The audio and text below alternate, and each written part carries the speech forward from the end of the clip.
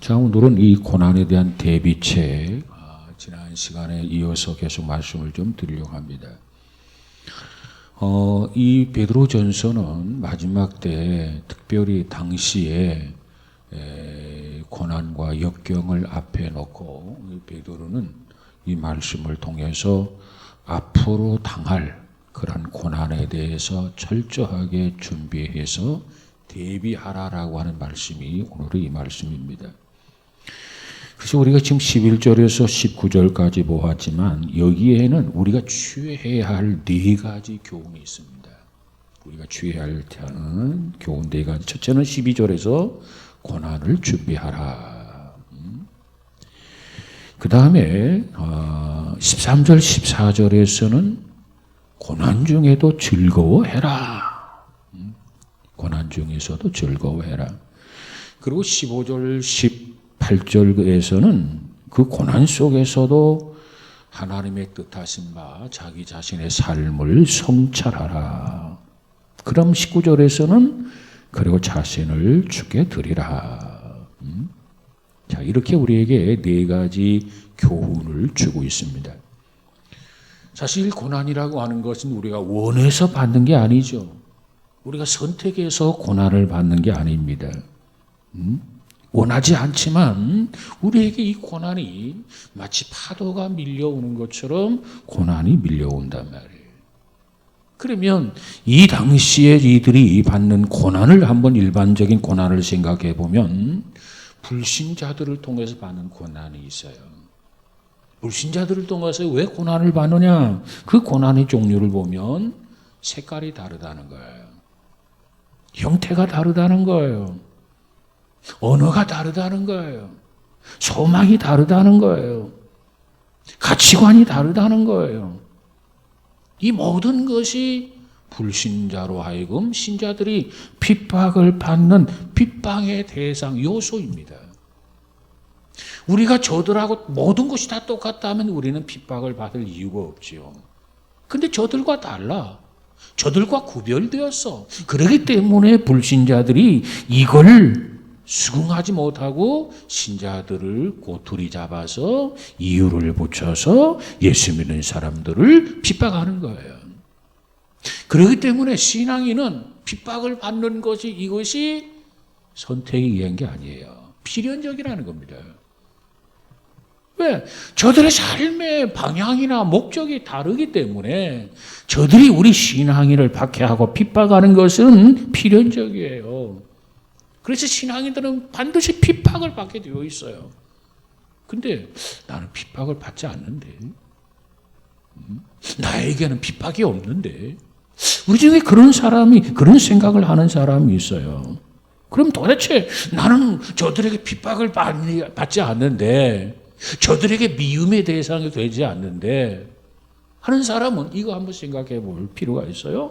혹시 내가 신앙인으로서 바르게 살기보다는 저들에게 적당하게 타협하면서 살고 있는 건 아닌가 하는 겁니다.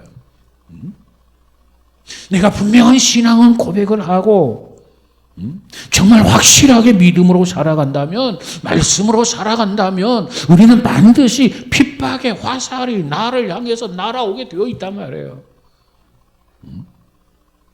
그런데 그게 없다고 한다면 내가 신앙인의 바른 정로를 이탈해서 타협하며 살고 있지 않은가, 그 점을 한번 되돌아볼 필요가 있습니다. 자, 그런데 오늘 본문에서는 이와 같이 일반적 시험이 있고 일반적 고난이 있는데 오늘 특별히 본문에서 강조하고 있는 것은 일반적인 고난이나 일반적인 시험을 언급하는 것이 아니라 뭐라고 하냐면 불시험의 고난을 언급하고 있어. 불시험. 우리가 일반적으로 이런 핍박과 고난 속에 살아가지만 특별한 의미에서 고난, 이걸 우리는 뭐라고 하느냐? 불시험이라고 하고 있고, 앞으로 지금도 우리가 힘들고 어렵게 살아가지만 이것과 비교가 되지 아니하는 엄청난 특별한 의미에서의 고난, 이 핍박이 우리에게 밀려오게 된다는 겁니다. 그래서 지금 현실에서도 믿음을 지키며 살아가는 것도 어려운데 이 불시험이 오면, 이 특별한 의미에서 핍박이 오면 정말 우리가 힘들기 때문에 지금부터 기도하면서 그 고난을 준비하라. 하나님께서는 성령을 통해서 베드로를 감동하셨고 베드로를 통해서 이 서신으로 지금 신앙인들에게 권고하고 있는 겁니다. 고난을 대비하라는 거예요. 자, 그런데 이 말씀을 주셨듯이 주후 64년에 로마가 불바다가 되잖아요. 근데 로마가 불바다가 되었을 때 그 책임을 전부 네로라고 황제라는 사람이 그리스도인들에게 다 뒤집어 씌웠어요. 기독교인들이 불을 질렀다는 거예요. 기가 막힌 얘기 아닙니까? 그래서 예수 믿는 사람들에게 엄청난 핍박이 와요. 그걸로 끝나는 게 아니라 그저 6년 후에 70년에는 예루살렘이 로마의 티토 장군에 의해서 완전히 짓밟히게 됩니다. 그래서 예루살렘 성이 완전히 무너지겠는데 돌 위에 돌 하나 남지 아니하고 완전히 성전이 회파되리라 예언했는데 그대로 예루살렘 성이 완전히 멸망하게 됩니다. 그러니 기독교인들이 얼마나 핍박을 많이 받았겠습니까? 얼마나 견디기 어려운 고통을 당했었겠습니까? 1년에 이와 같은 사건이 앞으로 일어날 것이기 때문에 성령께서 베드로를 통해서 그 점을 준비해라, 각오하라, 미리 대비해라. 왜? 대비하는 자에게는 걱정이 없거든요. 여러분, 이 날씨가 오늘 굉장히 추웠어요. 오늘 갑자기 어제하고 오늘하고 너무 온도가 달라. 이제 우리는 추운 겨울이 다가오기 때문에 이 겨울을 준비하기 위해서 월동 준비라는 걸 하잖아요. 월동 준비. 예, 가벼웠던 옷은 전부 다 장롱에다 세탁을 해서 집어넣고 이제는 좀 더 두꺼운 옷을 다 꺼내서 이제는 서서히 온도에 맞춰서 입게 되고 한겨울에는 오히려 파카까지 입게 되잖아요. 이렇게 준비한 사람에게는 좀 추위가 와도 걱정이 없어요. 왜? 준비가 다 되어 있기 때문에. 그러나 준비가 되지 아니한 사람에게는 이 추위가 오면 걱정이 앞서지요. 저 가난한 어려운 상황에 살고 있는 달동네, 연탄도 들여놔야 되는데 연탄을 들여놓지 못했는데, 예? 이제 활동 준비를 해야 되니까 걱정이 태산같이 있을 수밖에요. 마찬가지입니다. 어떤 고난이 와도 준비하면 이겨낼 수 있어요. 그래서 베드로는 지금 뭐라고 하느냐? 고난을 준비하라는 겁니다. 그러면 오늘 이 세계 성도들에게는 고난을 준비해야 할 메시지고 오늘 우리에게는 무슨 메시지를 가져다 주느냐는 거예요.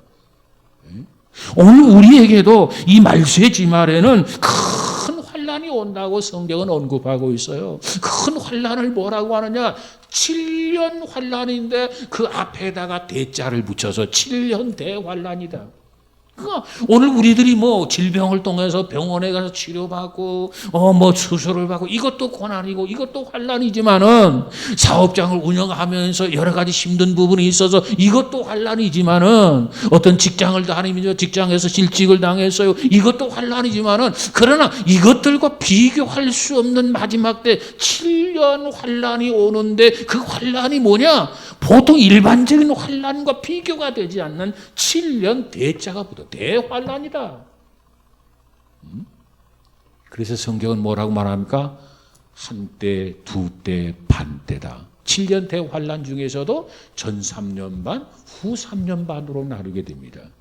그래서 전 3년 반을 한때라고 하면 1년이에요. 두때, 그럼 2년이에요. 1년, 2년 하면 토탈 3년이에요. 그리고 반때, 3년 반이에요. 그러니까 전 3년 반 환란이 있고 후 3년 반 환란이 있다는 겁니다. 이것은 뭐라고 하느냐? 42개월이다. 날수로 말하면 1260일이다. 또 이것을 7년에서 반 딱 나누고 나서는 반일에다. 성경은 이와 같이 여러 가지로 이 마지막 때 큰 환난을 우리에게 언급하면서 대비하라고 하는 거예요. 오늘 우리에게도 이 말씀을 귀담아 듣고 이 교훈을 받으면서 오늘 우리에게 앞으로 다가올 7년대 환란, 그 환란을 준비하면서 대비할 수 있는 우리 모두가 되어지기를 주님의 이름으로 축복합니다. 자, 그러면 오늘은 두 번째, 고난 중에서도 즐거워하라는 겁니다. 여러분, 고난이 올 때 즐거워하십시오. 에이, 고난이 오는데 왜 즐거워하라고 하는 건가? 그 이유가 있어요. 13절에 한번 볼까요? 13절 한번 읽어볼까요? 시작. 오히려 너희가 그리스도의 고난에 참여하는 것으로 즐거워하라. 이는 그의 영광을 나타나실 때 너희로 즐거워하고 기뻐하게 하려 함이라. 그랬어요. 고난을 받을 때 즐거워하라는 거예요. 고난이 올 때 즐거워하라는 거예요. 그 이유는 그리스도의 고난에 참여하게 된 것으로 인하여 즐거워하고 기뻐하라. 자, 이미 말씀드렸듯이 이 베드로 전서를 보면은 전체를 통해서 가장 많이 등장하는 세 가지 종류의 단어가 있어요. 세 가지 종류의 단어. 그 중에 첫 번째로 많은 단어가 고난이라는 단어입니다. 고난. 이 베드로전서는 고난을 준비하기 위해서, 고난을 대비하기 위한 서신이거든요. 그러니까 이 고난이라고 하는 말이 베드로전서에는 가장 많이 등장하고 있어요. 그 다음에 두 번째로 기뻐하라, 즐거워하라는 단어예요. 이게 두 번째로 베드로전서에 많이 기록되어 있어요. 그 다음 세 번째로 언급된 단어가 있는 그게 뭐냐면 소망이라는 단어입니다. 소망. 자, 우리에게 고난이 와요. 그러면 고난만 생각하면 우리는 기뻐하고 즐거워할 수가 없어요.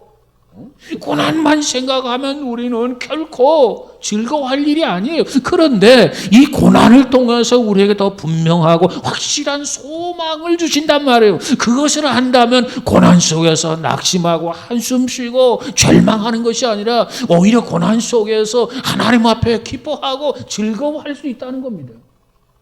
그래서 성경은 우리에게 기쁨을 가지고 즐거움을 가지고 소망 중에 참고 견디고 극복하고 승리하도록 하기 위해서 베드로전서가 주어졌다. 그래서 이 베드로전서에는 세 가지 중요한 단어가 연관성 있게 언급되어져 있습니다. 자, 그러면 보십시오. 먼저 고난 중에서도 우리가 즐거워해라, 기뻐해라. 아니, 고난 중에서 무엇 때문에 우리로 하여금 기뻐하라고 즐거워하라고 하는가? 이미 말씀드린 것처럼 우리에게는 소망이 있다는 거예요. 소망이 없으면 절망적이죠. 소망이 없다면 주저앉아야지요. 소망이 없다면 그냥 모든 것을 자포자기 해야죠. 그런데 우리에게는 소망이 있어요, 소망. 오늘 세상에 종말이 오더라도 우리에게는 소망이 있어요. 세상이 멸망하더라도 우리에게는 소망이 있어요. 그렇기 때문에 그 소망이 분명하고 그 소망이 확실한 한 그 소망으로 인해서 어떠한 어려움 속에서도 우리는 즐거워하고 기뻐할 수 있다는 겁니다. 예를 들어 욥을 생각해 보시오. 욥에게는 어떤 고난이 왔습니까? 욥은 동방의 의인이었어요. 갑부였어요. 자녀도 10남매나 있었어요. 건강한 가정이에요. 친구들도 있고 아내도 있었고 부족한 점이 정말 아무것도 없는 정말 그런 사람이었어요. 정말 행복하게 사는 사람이었어요. 그런데 어느 날 욥에게 불운이 찾아오게 됩니다. 고난이 찾아오는 거죠. 네? 하루아침에 이 10남매가 한 자리에서 몰살을 당하게 됩니다. 하나만 죽었어도 그 아들을 가슴에 묻겠다고 하는데, 아니 하나가 아니라 10남매가 있었는데 10남매가 몽땅 하루아침에 그 한 장소에서 몽땅 몰살을 당한 거예요. 정말 절망적이지 않아요? 그뿐만이 아니에요. 엎친다 겹친적으로 또 욥에게 어떤 고난이 옵니까? 자식이 죽은 것뿐만 아니라 재산이 다 날아가 버렸어요. 재산이라도 있어야 그래도 좀 어떻게 참 먹고 살 수 있는 거 아니겠어요? 근데 재산이 다 날아가 버렸어요. 빈 털터리가 되었어. 자녀도 없고 이젠 재산도 없고 그러다 보니까 그의 아내가 보니까 기가 막힌 거예요. 아니 우리 가정이 행복한 가정이었는데 정말 부러울 것이 없는 그런 가정이 있는데 우리 가정은 왜 이 모양 이 꼴이 되었는가 하면서 자기 남편을 향해서 하나님이 계시느냐, 당신이 믿는 하나님이 계시느냐고, 그렇다면 어떻게 우리에게 이런 고난을 줄 수 있느냐, 하나님을 저주하고 뒤져라 악담을 퍼부어요. 그리고 집을 뛰쳐나가요. 이제는 자식도 없어. 무일푼이야. 아내도 집을 나갔어. 그리고 친구들이 있었는데 친구들이 와가지고 남의 속 모르는 소리를 하면서 박박 긁어요. 야, 너 하나님 앞에 무슨 큰 죄를 범했나 보다. 그렇지 않으면 어떻게 이와 같은 고난이 너에게 임할 수 있느냐 하면서 하나님 앞에 회개하라는 거예요. 그런데 여러분 보세요. 그럼에도 불구하고 욥은 소망이 분명했기 때문에 입술로도 범죄하지 아니했다고 그랬어요. 하나님은 내 마음을 아신다. 그래서 절망해야 될 상황인데 절망하지 않았어요. 모든 것을 자포자기하게 하고 포기할 상황인데 포기하지 않았어요. 끝까지 입술로도 범죄하지 아니하고 하나님만 바라보면서 그 고난을 이기고 극복해 나간 겁니다. 그랬더니 하나님께서 그 욥에게 잃었던 것을 다 갑절로 축복해 주신 것을 믿으시기 바랍니다. 욥이 그 고난을 이길 수 있었던 건 뭐냐? 소망이 있었기 때문에. 소망. 여러분, 저와 여러분도 소망을 굳게 붙들고 오늘의 이 어려운 부분들을 극복해 나가면서 승리하는 저와 여러분이 되시기를 주님의 이름으로 축복합니다. 오늘 본문 13절을 자세히 살펴보면 13절 다시 한번 볼까요? 시작. 오히려 너희가 그리스도의 고난에 참여하는 것으로 즐거워하라. 이는 그의 영광을 나타나실 때 너희로 즐거워하고 기뻐하게 하려 함이라 그랬어요. 자, 베드로가 고난 중에서도 우리가 정말 기뻐하고 즐거워할 이유를 설명하고 있어요. 여기 보면은 우리는 네 가지를 찾아볼 수 있는데, 첫째로 그리스도의 고난에 참여하기 때문에 기뻐하라는 거예요. 그리스도의 고난에 참여한다. 어찌 보면 우리에게는 특권입니다. 특권. 내가 그리스도인이기 때문에 그리스도의 고난에 참여할 수 있는 거예요. 그래서 어찌 보면 우리에게 어떤 고난이 올 때 주님이 당하신 고난, 그 고난에 참여할 수 있는 은혜 주신 것을 감사합니다. 이렇게 감사함으로 받아들여야 돼요. 왜? 내가 고난을 당하는 것은 그냥 일반적인 고난이 아니라 그리스도인으로서 그리스도의 고난에 참여하는 일이기 때문에 그렇습니다. 그래서 고난 중에 기뻐하라는 거예요. 우리가 당하는 고난은요, 여기서 언급하는 고난은요, 일반적인 그러한 고난이 아닙니다. 일반적인 고난을 놓고 즐거워하고 기뻐하라고 하는 그 말이 아니에요. 사실 고난 그 자체는, 일반적 고난 그 자체는 결코 유리한 게 아닙니다. 일반적 고난 그 자체는 사실 기분 나쁜 거예요. 일반적 어떤 의미에서의 고난은 사실 속상한 거예요. 괴로운 거예요. 마음 아픈 거예요. 그런 고난은 사실 고통스러운 거예요. 그런데 일반적 고난이 아니라 그분을 위한 고난. 그분이 누구예요? 예수 그리스도를 위한 고난이라고 한다면 그분을 위해서 내가 고난을 당할 수 있고 그분을 위해서 고난에 참여할 수 있다면 이것은 무엇보다도 기뻐할 수 있는 일이요, 이것은 무엇보다도 즐거워할 수 있는 일이라는 겁니다. 이거를 지금 베드로가 설명하고 있는 거예요. 그리스도의 고난에 참여함으로 기뻐하라. 영광으로 생각하라는 거예요. 그러면 주님의 고난은 도대체 어떤 고난이었는가 한번 살펴보십니다. 주님의 고난, 주님이 왜 고난을 받으셨습니까? 주님이 뭔가 잘못하고 뭔가 실수하고 그래서 주께서 고난을 당한 겁니까? 그래서 그 고난의 대가로 예수님께서 십자가에 달리셔서 죽으셨습니까? 그거 아니에요. 주님이 실수해서 십자가에 죽으신 게 아니고 뭔가 잘못을 저지르고 뭔가 죄를 범해서 그 죄값으로 인하여 예수님께서 십자가에 달리셔서 죽으셨던 그 고난이 아니란 말이죠.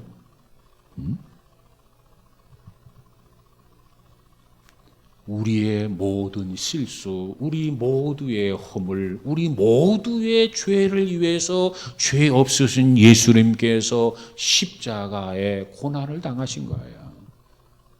근데 오늘 우리는 어때요? 우리가 잘못을 저질러 놓고 그 잘못 때문에 우리가 십자가를 당하는데, 십자가를 지고 고난을 당하는데, 그것은 바로 여기서 말하는 그 고난이 아니에요. 우리가 잘못을 했으면 당연히 고통을 받아야죠. 우리가 죄를 범했으면 당연히 고통을 받아야죠. 근데 주님의 고난은 그런 고난이 아니란 말이에요. 주님이 잘못한 것이 없는데, 주님이 허물이 없는데, 주님이 뭔가 죄를 범한 것도 없는데 주님께서 고난을 받으셔서 이것이 주님의 고난입니다. 그러므로 오늘 우리가 주님의 고난에 참여하려면 어떻게 해야 되는가? 내가 뭔가 잘못했기 때문에 고난을 당하는 게 아니라, 내가 뭔가 실수했기 때문에 고난을 당하는 게 아니라, 나는 실수한 것도 없고 나는 잘못한 것도 없는데 나에게 고난이 주어진단 말이에요. 그런데 그 고난을 보니까 내가 그리스도인이기 때문에, 주님을 믿는다는 것 때문에, 하나님을 믿는 것 때문에 내가 이 고난을 받는 거야. 그것이 바로 그리스도의 고난에 참여하는 거라는 거예요. 예수님은 고난을 받아야 할 아무런 그런 타당한 연고 없이 고난을 받으셨어요. 자신의 문제로 인한 고난이 아니라 우리 모두를 위한 고난이 있었습니다. 그것을 뭐라고 설명하느냐? 2장 19절에 가서 보면 이렇게 설명해요. 애매히 고난을 받아도 하나님을 생각함으로 슬픔을 참으면 이는 아름다우나, 죄가 있어 매를 맞고 참으면 무슨 칭찬이 있으리요. 오직 선을 행함으로 고난을 받고 참으면 이는 하나님 앞에 아름다우니라. 이렇게 설명하고 있어요. 우리 한번 볼까요? 베드로전서 2장 19절을 한번 가봅시다. 한번 읽어보고 넘어갑시다. 우리의 고난이 어떤 고난인가? 주님은 애매한 고난을 받으셔서 자신의 잘못을 위한 고난이 아니라 우리 모두의 실수, 허물, 죄, 이것 때문에 고난을 받으셨어요. 우리도 마찬가지예요. 내가 뭔가 잘못하고 고난을 받으면 그건 부끄러운 거예요. 그런데 내가 뭔가 잘못하지도 않았어, 실수하지도 않았어, 그런데 우리가 고난을 받는다고 한다면 그 고난은 아름다운 고난이라는 겁니다. 그러기 때문에 기뻐하고 즐거워하라는 거예요. 자, 19절 한번 가볼까요? 19절 시작. 부당하게 고난을 받아도 하나님을 생각함으로 슬픔을 참으면 이는 아름다우나, 죄가 있어 매를 맞고 참으면 무슨 칭찬이 있으리요. 그러나 선을 행함으로 고난을 받고 참으면 이는 하나님 앞에 아름다우니라. 이 고난의 종류를 이야기하면서 예수님이 등장하지요. 자, 21절 예수님이 등장합니다. 20절 시작. 이를 위하여 너희가 부르심을 받았으니 그리스도도 너희를 위하여 고난을 받으사 너희에게 본을 끼쳐 그 자취를 따라오게 하려 하셨느니라. 그랬어요. 주님은 우리를 위해서 고난을 받으신 분입니다. 주님은 지극히 선을 행함으로써 고난을 받으신 분입니다. 그분이 누굽니까? 바로 우리의 주님이시다. 예수님이시라고 하는 것을 베드로는 설명하고 있죠. 그럼 그분은 누구냐? 자, 21절 한번 가볼까요? 21절 시작. 이를 위하여 너희가 부르심을 받았으니 그리스도도 너희를 위해서 고난을 받으사 너희에게 본을 지쳐 그 자취를 따라오게 하려 하셨느니라. 그 다음 22절. 그는 죄를 범하지 아니하시고 그 입에 거짓도 없으시며 그랬어요. 23절까지 볼까요? 시작. 욕을 당하시되 맞대어 욕하지 아니하시고 고난을 당하시되 위협하지 아니하시고 오직 공의로 심판하시는 이에게 부탁하시며 그랬어요. 이를 위하여 너희가 부름을 받았다. 그리스도도 너희를 위해서 고난을 받았다는 겁니다. 그렇기 때문에 너희에게 본을 끼쳐서 그 자체를 따라오게 하려 하였느니라. 그래서 우리도 우리의 죄 때문에 우리가 고난을 받는다면 그건 부끄러운 거예요. 그건 창피한 거예요. 그건 결코 자랑할 수 없는 거예요. 근데 우리 죄 때문이 아니라 애매한 고난을 받는다고 한다면 그 고난은 아름다운 고난이라는 거예요. 그건 자랑스러운 고난이라는 거예요. 그러니까 자랑스러운 고난을 받으면 기뻐할 수 있어요. 자랑스러운 고난을 받으면 우리는 즐거워할 수 있어요. 그렇습니다. 예수님께서 애매한 고난을 받으셨어요. 오늘 우리들도 애매한 고난을 받을 수 있어요. 애매한 고난을 받을 때 기뻐하고 즐거워하라. 여러분, 애매한 고난이라고 그래서 목적이 없는 그러한 고난은 결코 아니었습니다. 분명한 목적이 있는 고난이었어요. 그러면 예수님이 당하신 그 고난의 목적이 뭐예요? 24절에 가서 보니까 그 목적을 분명히 설명해 주고 있어요. 예수님이 당하신 목적은 무슨 목적이냐? 24절 시작. 나무에 친히 달려 그 몸으로 우리 죄를 담당하게 하셨으니 이는 우리로 죄에 대하여 죽고 의에 대하여 살게 하려 하심이라. 그가 채찍에 맞음으로 너희가 나음을 얻었나니. 그랬어요. 분명한 목적이 있잖아요. 그분이 십자가에서 고난을 당하신 것은 바로 뭐예요? 우리의 죄를 담당하시려고 십자가에서 고난을 받으셨다는 겁니다. 지금 베드로가 그걸 설명해 주고 있어요. 오늘 우리들도 애매한 고난을 받을 때 내가 그리스도의 고난에 참여할 수 있는 기회가 나에게 주어지는구나. 짜증내지 말고 불평하지 말고 원망하지 말고 오히려 그리스도의 고난에 참여할 기회가 주어졌음을 알고 오히려 기뻐하고 즐거워하라는 겁니다. 그러면 우리가 어떤 고난을 당할 때 한번 묵상해 볼 필요가 있어요. 내가 이 고난을 당하고 있는데 내가 이로 인해서 힘든데 이것이 정말 어떤 연유로 내가 이 고난을 당하고 있는가 한번 돌이켜볼 필요가 있어요. 뭔가 실수했다. 뭔가 오판했다. 그러면 하나님 앞에 그걸 회개해야죠. 근데 그게 아니야. 주님 때문에 내가 믿음을 지키기 위해서 나의 신앙을 지키기 위해서 나에게 이와 같은 고난이 밀려오고 내가 핍박의 대상이 되어서 그러면 주님 내가 이 신앙을 지키기 위해서 이 애매한 고난을 받습니다. 하면서 오히려 기뻐하고 즐거워하라는 거예요. 그러면 그 고난을 이겨낼 수 있다는 겁니다. 자, 그런데 우리 신앙인에게 이와 같이 고난이 올 때는 그 고난에게는 이중의 의미를 담고 있다 이렇게 얘기합니다. 이중의 의미. 첫 번째로는 어떤 의미냐면 우리가 이와 같이 고난을 받을 때 주님이 당하신 그 고난을 우리가 받게 될 때 애매한 고난을 우리도 받게 될 때 주님의 심정을 비로소 알게 된다는 거예요. 주님의 심정. 주님은 억울한 고난을 받으셨잖아요. 주님은 애매한 고난을 받았잖아요. 주님은 잘못한 것이 없는데도 불구하고 이 고난을 받으셨잖아요. 그렇기 때문에 우리가 이와 같이 애매한 고난을 받을 때 우리가 억울한 일을 당할 때 나도 이렇게 억울한데 주님은 얼마나 억울하셨을까? 나도 이렇게 속상한데 주님은 얼마나 속상하실까? 주님의 그 마음을, 주님의 그 심정을 우리가 비로소 경험을 통해서 알게 된다는 겁니다. 그 다음에 또 다른 의미는 뭐냐면 주님과 같은 깊은 교제를 갖게 된다는 거예요. 이 고난을 통해서 여러분 고난을 받는 사람들에게는 가장 가까워지게 되는 거죠. 같이 고생하고 같이 힘들게 살은 사람끼리는 같이 가까워지게 되어 있어요. 예를 들어 남자들은 군대 이야기를 많이 합니다. 왜? 이 군대에서 훈련을 빡세게 받았거든요. 그 중에서도 빡세게 받은 군인 중에서도 군인, 예를 들어서 뭐 해병대라든가 또 뭐 이쪽에 공수부대라든가 이런 부대는 일반 그런 사병보다도 사병도 훈련을 세게 받고 하지만은 그와 같은 병과는 더더욱 훈련이 빡세요. 천리행군을 하잖아요. 천리행군.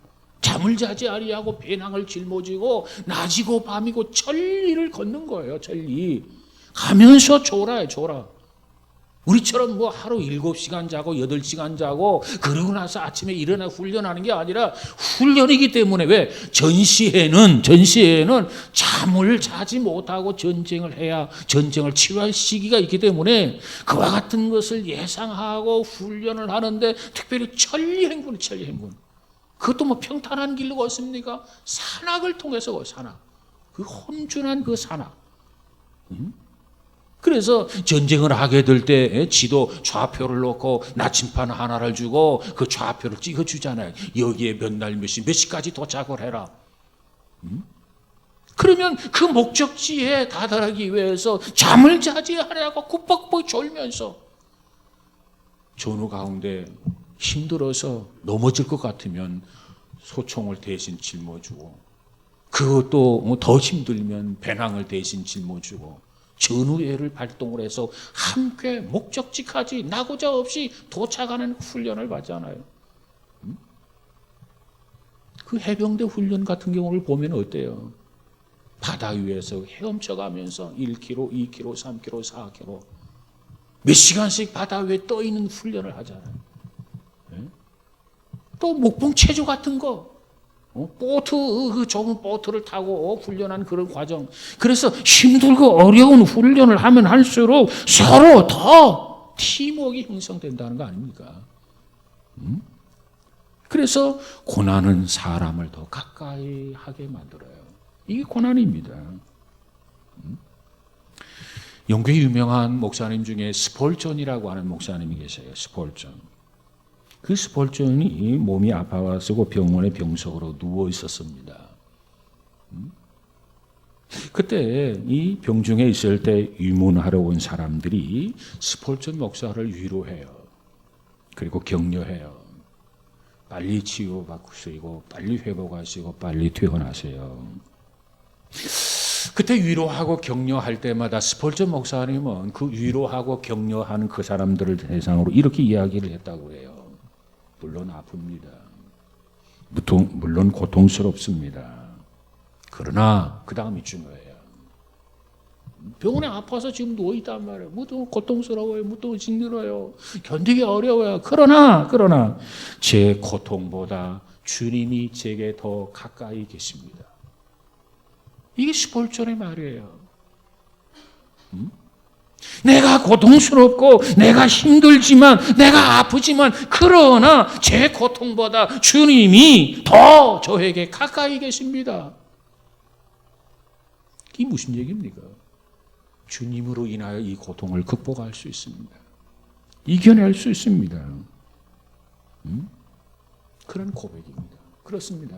주님이 함께 하시면 어떤 고난도 이겨낼 수 있어요. 주님이 함께 하시면 어떤 고난도 이겨낼 수 있단 말이에요. 승리할 수 있어요. 극복할 수 있어요. 그런데 주님이 함께 하시는 것을 믿으시기 바랍니다. 뭐라고 말합니까? 제자들에게 야 제자들 너희들 걱정하지 마. 내가 죽고 내가 사흘 만에 부활하고 아버지 집에 가는데 내가 너희들 곁에 없다고 걱정하지 마 하면서 뭐라고 말합니까? 내가 너희들 세상 끝날까지 내가 너희들 책임지 마. 어떻게?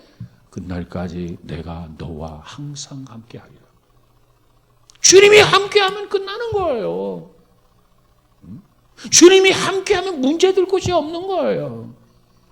그래서 주님은 제자들에게 주님 없으면 어떻게 하지? 큰일 났는데 걱정하고 염려하는 것이 현저하게 보이니까 걱정하지 말아라. 그 점은 내가 너희들 세상 끝날까지 너희들의 심장이 머무는 그 순간까지 너희들의 동공이 활짝 열리는 그 순간까지 내가 너희들 곁에 함께 하겠다. 그 어떠한 일에도 걱정하지 말고 두려워하지 말아라. 그것이 주께서 제자들에게 준 유한이 아니겠습니까? 그렇습니다. 스폴전이 그 사실을 느끼고 경험한 거예요. 그래서 그가 말하기를 제 고통보다도 제 아픔보다도 주님이 제게 더 가까이 계십니다. 여러분, 주님이 여러분 곁에 계신 것을 여러분은 알고 계신가요? 날마다 때마다 체험하고 계신가요? 이번 한 주간도 주님이 여러분과 함께 계심을 순간순간 체험할 수 있는 우리 모두가 되어지기를 주님의 이름으로 축복합니다. 그럼 주님이 함께 하시면 주님의 역할이 뭐냐? 주님의 역할이 뭡니까? 한 주간을 살아감에 있어서 주님이 우리와 함께 하는데 우리와 함께 하시면서 하시는 역할이 뭡니까? 주님은 말할 수 없는 사랑과 말할 수 없는 격려를 저와 여러분에게 주실 줄로 믿습니다. 그 주님의 세미한 음성을 꼭 귀담아 듣고 위로가 되고 힘을 얻는 우리 모두가 되어지기를 주의 이름으로 축복합니다. 여러분, 고생을 하다 보면 고생을 같이 한 사람끼리는 얼마나 친분이 두터운지 몰라요. 자, 기쁨을 함께 했던 사람들 쉽게 잊어버려요. 근데 고생을 같이 해서 그 사람은 잊을 수가 없어요. 여러분, 가만히 여러분 지금까지 인생을 살아오면서 경험했던 것을 한번 되돌아보시기 바랍니다. 기쁨을 같이 나눈 사람들은 그저 몇 달, 그저 1년, 길어야 2년 지나면 다 잊어버려요. 근데 고난을 같이 했던 사람들 평생 잊을 수 없어요. 이게 고난입니다. 그렇습니다. 그렇기 때문에 오늘 성경은 뭐라고 말하고 있느냐? 고난을 통한 교제처럼 아름다운 것이 없다는 거예요. 주님이 우리를 위해서 고난을 받으셨어요. 이제 우리가 주님을 위해서 고난을 받는다면 결코 주님을 잊어버릴 수 없을 겁니다. 주님이 나를 위해서 죽어 주었기에 이제 나도 주님을 위해서 죽기도 하고 살기도 하리라. 이와 같은 믿음을 가지고 살아가는 사람에게 어떻게 주님을 잊어버릴 수 있겠습니까? 그래서 그 부분에 대해서 바울은 빌립보 1장 29절에서 이렇게 말씀하고 있어요. 그리스도를 위하여 너희에게 은혜를 주신 것은 그리스도를 위하여 너희에게 은혜를 주신 것은 두 가지예요. 다만 그를 믿을 뿐 아니라 주님을 믿으라고 그리스도를 통해서 우리에게 은혜를 주셨다는 거예요. 다만 그를 믿을 뿐 아니라 그 다음 또 하나는 다만 그를 위하여 고난을 받게 하심이라. 여러분, 우리로 하여금 예수 그리스도를 믿게 하는 것은 두 가지 목적이라는 거죠. 은혜를 받게 하고 은혜 받기 위해서 우리를 믿게 한다는 거예요. 은혜는 우리가 굉장히 좋아하잖아요. 근데 또 다른 하나는 뭐냐? 또 다른 하나는 그를 위하여 고난도 받게 하심이라 그랬어요. 예수를 믿게 하는 이유, 은혜 받기 위해서, 은혜 받도록 하기 위해서, 고난을 받게 하기 위해서 예수를 믿게 한다는 겁니다. 근데 우리는 어때요? 은혜 받는 건 좋은데 고난 받는 것을 싫어해요. 고난 받는 것은 회피해요. 이건 뭔가 잘못되었습니다. 그다음 이 은혜라고 하는 말과 유사한 말이 있는데 그건 뭐냐면 선물이란 말입니다. 선물. 이 말씀을 보면 하나님께서 우리에게 두 가지 선물을 주셨어요. 하나는 믿음이라고 하는 것, 은혜라고 하는 말을 우리가 믿음이라고 바꿀 수도 있는데 선물이라고 바꿀 수 있는데 그것이 하나가 뭐냐면 믿음. 그리고 또 다른 하나는 뭐냐? 고난이라는 겁니다. 하나님이 우리에게 믿음을 선물로 주셨어요. 믿음을 은혜로 주셨어요. 그래서 우리가 믿는 자가 되었어요. 하나님을 예배하는 자가 되었어요. 얼마나 감사할 일입니까? 여러분, 믿음을 주신 거, 은혜를 주신 거, 그거 전도해보면, 경험해보면 우리가 알 수 있어요. 여러분, 우리가 한 사람을 전도해서 예수 믿게 하려 할 때 얼마나 힘이 들고 어렵습니까? 쉬운 거 아니야. 어찌 보면 전도해서 예수 믿게 하는 거 굉장히 쉬울 것 같죠? 그런데 굉장히 어려워요, 이게. 전도를 해보면 우리 중에 어떤 사람은 나도 예수를 믿고 있습니다. 그런데 믿어지지를 않습니다. 하면서 안타까워하고 발버둥 치는 사람이 있어요. 근데 우리가 믿는 자가 되었어요. 그렇다면 하나님 앞에 나는 믿음이라고 하는 선물을 하나님이 주신 것을 받았구나. 손쉽게 받았구나. 그러니까 이거 믿는 자가 된 거 아니겠습니까? 하나님 주신 선물을 나는 이렇게 받았구나. 하나님 앞에 감사할 이유가 된다는 겁니다. 아무나 하나님 믿고 아무나 예수 믿어지는 게 아니에요. 믿어지도록 하나님이 역사해 주셔야 돼요. 하나님 주신 선물을 믿음으로 받아들여야 믿는 자가 될 수 있다는 거예요. 복음을 들었다고 해서 다 믿어지는 거 아니야. 복음을 들었다고 해서 다 하나님을 향해서 아버지라고 하는 게 아니라 그 말이에요. 어떤 사람은 아무리 믿으려고 해도 믿어지지 않는 사람이 있단 말이에요. 그런 것 생각하면 우리가 믿는 자가 되었다? 하나님을 아버지라고 부르는 자가 되었다? 그 점에 대해서 하나님 앞에 감사할 일인 것을 인정하고 하나님 앞에 감사할 수 있기를 주님의 이름으로 축복합니다. 그런가 하면 또 다른 선물이 고난입니다. 고난. 고난도 선물이에요. 우리로 하여금 예수를 믿게 한 것은 믿을 뿐만 아니라 고난, 그를 위해서 고난도 받게 하려 함이라 그랬어요. 믿는 것은 좋으니까 내가 선택을 하고 고난 받는 것은 내가 부정하면 그게 되겠습니까? 믿음도 선물로 받아야 되고 고난도 선물로 받아야 되고. 근데 우리는 실제적으로 고난은 쉽게 받을 수 있는데, 선물은 고난은 쉽게 용납되어지지 않는 것이 바로 고난이죠. 그러나 고난이 우리에게 유익이 있다고 하는 것을 인정한다면, 고난이 참으로 우리에게 선물이 되는 것을 안다면 어떠한 고난도 우리가 달게 받을 수 있는 줄로 믿습니다. 바울은 이처럼 고난을 선물처럼 생각한 분이 바로 사도 바울이에요. 빌립보 3장 10절에 가보니까 내가 그리스도와 그의 부활의 권능과 그 고난에 참여함을 알게 하여 그의 죽으심을 본받아 그랬어요. 바울은 그리스도의 고난에 참여함을 알고 싶다.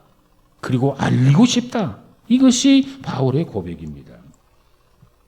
개역 성경에 가보면 이 참여라고 하는 그 단어가 교제라고 하는 단어로 바꿔졌어요. 그러니까 참여라고 하는 이 단어를 교제라고 이렇게 바꾸어서 번역도 가능하다는 겁니다.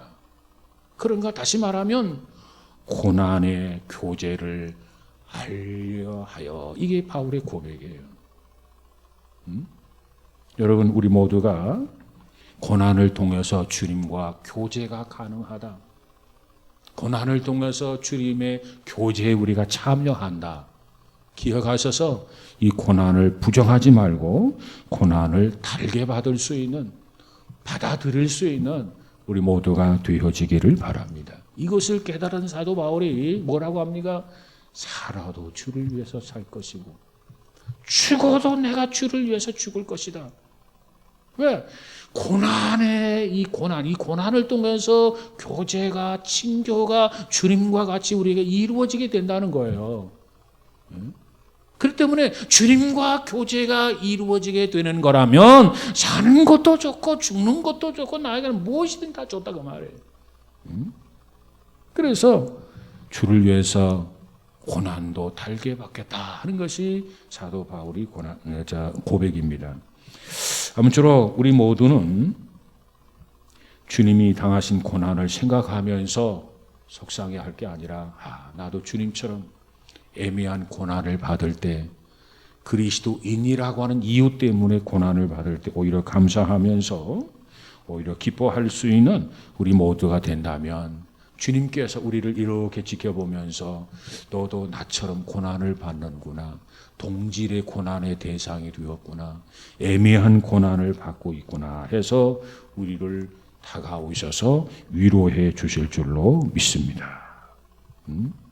오늘 본문에서 베드로는 강조합니다. 고난 중에서도 우리가 즐거워할 수 있는 것은 첫째로 우리가 그리스도의 고난에 참여하는 것이기 때문이다. 아무쪼록 고난을 통해서 우리가 그리스도의 고난에 참여하고 다가갈 수 있는 그와 같은 교제, 그와 같은 삶이 이루어지기를 주님의 이름으로 축복합니다. 기도하십시다. 거룩하신 하나님 감사합니다.